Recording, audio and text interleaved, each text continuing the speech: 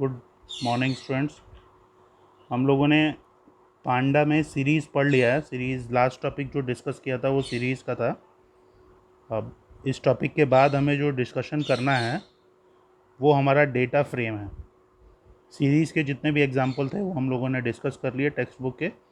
ये text book का जो डेटा फ्रेम का PDF है वो मैंने आपके ग्रुप में सेंड कर दिया है।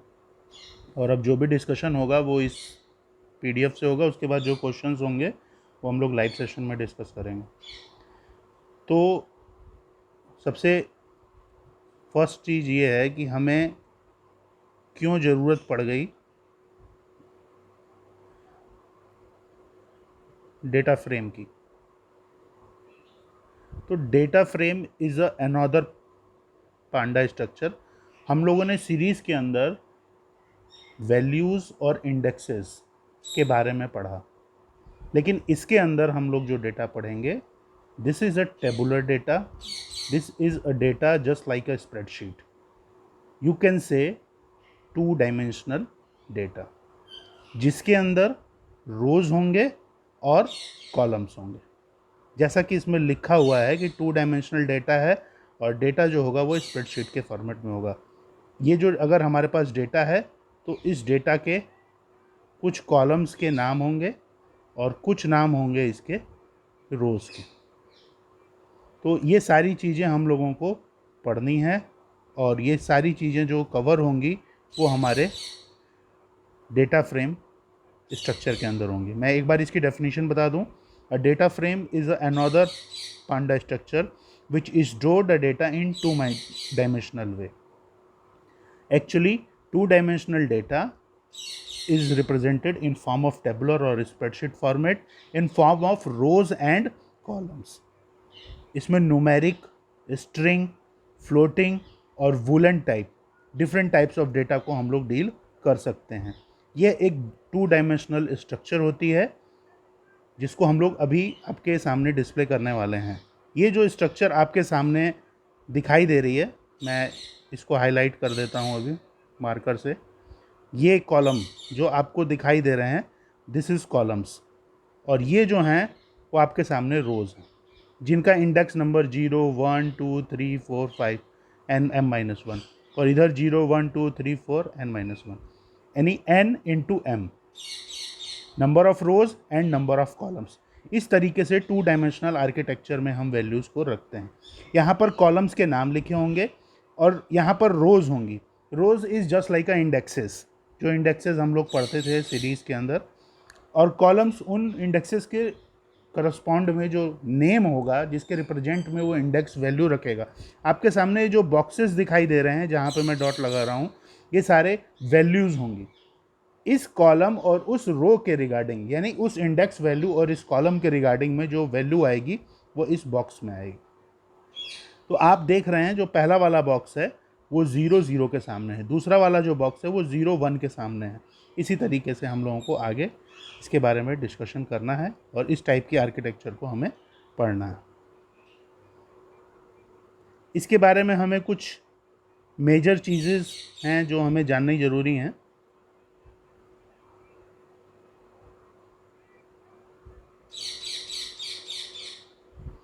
सबसे पहले, इट हैज़ 2 इंडेक्सेस और we can say 2 access, a row index और कॉलम इंडेक्स। अभी मैंने आपको बताया कि रो कौन सी होती है, रो ये वाली होती है, कॉलम ये वाला होता है।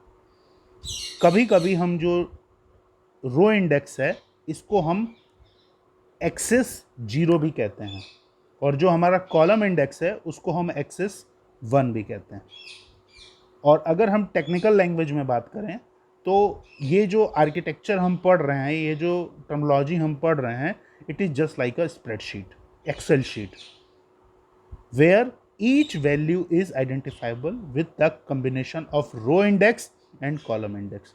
जो रो इंडेक्स है मतलब रो कॉलम रो का नाम, या कॉलम इंडेक्स इसका मतलब कॉलम का नाम। उस रो इंडेक्स और कॉलम इंडेक्स के सामने जो हम वैल्यू रखेंगे, जैसे 0 और 0 के सामने मैंने यहाँ पे जो डॉट लगाया है वो वैल्यू, या 1 और 0 के सामने, या 2 और 0 के सामने, या 0 और 1 के सामने, ये जो हम वहाँ पर रखेंगे, दिस इज़ कॉल्ड डोमेन और अ वैल्यू। इसको हम लोग डील करेंगे। The indexes can be of numbers और लेटर्स और स्ट्रिंग्स।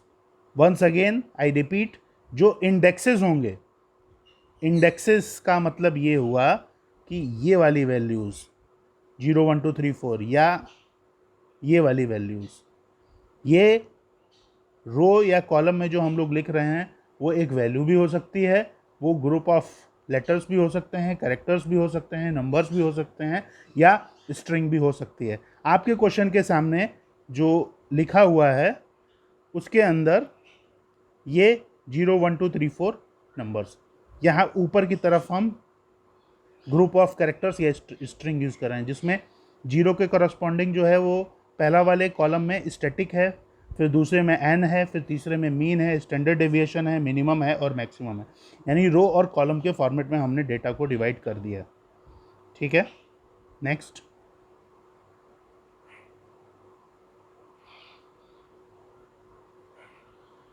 दूसरे वाले एग्जाम्पल में आप देख रहे हैं डेटा ABCDE है और फिर capital A, capital B, capital C, capital D करके भी हमारा डेटा है यहाँ पे इस वाले एग्जाम्पल में आप लोग देख रहे होंगे।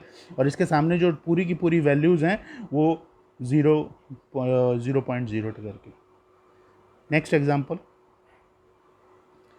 यहाँ पर मैं फिर से रिपीट कर दूँ, मैंने अभी आपको बताया था कि जो हम वैल्यूज़ को लिखते हैं, जैसे यहाँ पर लिखा है एक्सेस 1।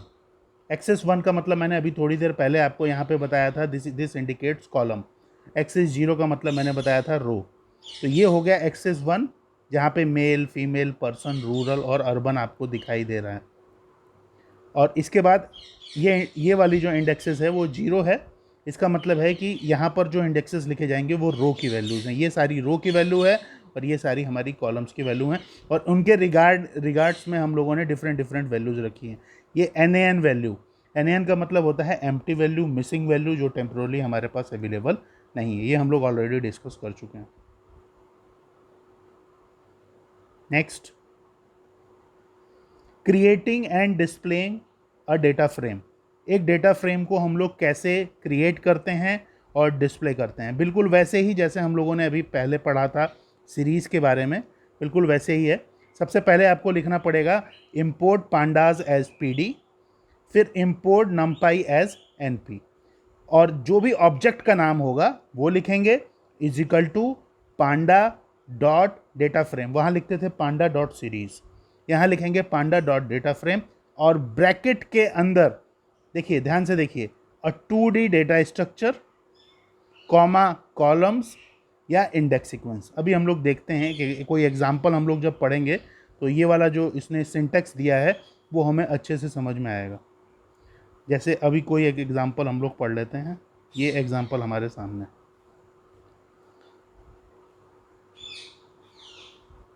इस एग्जांपल में हम लोग क्या पढ़ने जा रहे हैं मैं आपको बता देता हूँ।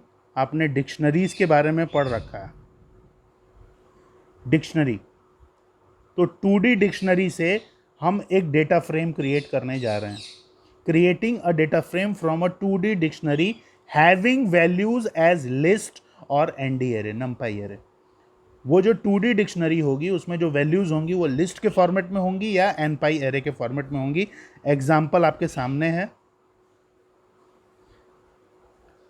ये एग्जाम्पल में जो डिक्शनरी है उस डिक्शनरी में, ये जो डिक्शनरी है वो थोड़ा सा ध्यान से आप लोग देखिएगा, इसकी शुरुआत यहाँ से हो रही है और इसका एंड जो हो रहा है वो यहाँ पर हो रहा है। यानी सबसे पहले इस डिक्शनरी में जो पहला इंडेक्स है वो स्टूडेंट्स है, और स्टूडेंट्स के इंडेक्स के रिगार्डिंग जो वैल्यूज़ हैं वो एक लिस्ट के फॉर्मेट में है। रुचिका, नेहा, मार्क, ज्योति, जमाल, ये है इसकी लिस्ट की values. I repeat, dictionary 1 is a dictionary जो स्टार्ट हो रही है यहाँ से, एंड हो रही है यहाँ पर, और स्टूडेंट जो है वो उसका पहला इंडेक्स है जिसके रिगार्डिंग में जो वैल्यूज़ दी है वो लिस्ट में दी है। इसी तरीके से मैं मार्कर को थोड़ा और कर लेता हूँ। इसमें जो मार्क दिया हुआ है हमारे सामने, मार्क्स एक दूसरी हमारी इंडेक्स है जिसके रिगार्डिंग में जो वैल्यू है लिस्ट में 79.5, 83.75 और 74, 88.5 और 89, ये दूसरी वैल्यूज़। अब जो तीसरा है हमारा स्पोर्ट्स, स्पोर्ट्स में क्रिकेट, बैडमिंटन, फुटबॉल, एथलेटिक्स और कबड्डी। आप लोग ध्यान दीजिए, जो लिस्ट में वैल्यूज़ हैं वो 1, 2, 3, 4, 5, 5 वैल्यूज़ हैं। तो ये हमारी डिक्शनरी हो गई। ये वाली हमारी पूरी की पूरी एक डिक्शनरी हो गई, जिसके अंदर स्टूडेंट इंडेक्स नंबर में एक लिस्ट है, मार्क्स में एक लिस्ट है और स्पोर्ट्स में एक लिस्ट दी हुई है। अब हमने डिक्शनरी लिख कर इस डिक्शनरी को डिस्प्ले करा दिया, तो ये आउटपुट आ गया, ऑब्वियस सी बात है। अब हम जब इसका डेटा फ्रेम बनाने जा रहे हैं, ध्यान से देखिए, नेक्स्ट लाइन में डेटा फ्रेम बनाने जा रहे हैं, इसको मैं बड़ा कर देता हूँ। इसको हम जब डेटा फ्रेम बनाने जा रहे हैं तो हमने लिखा ऑब्जेक्ट का नाम, कुछ भी ऑब्जेक्ट का नाम लिख सकते हैं, equal to pd dot data frame bracket में डिक्शनरी 1।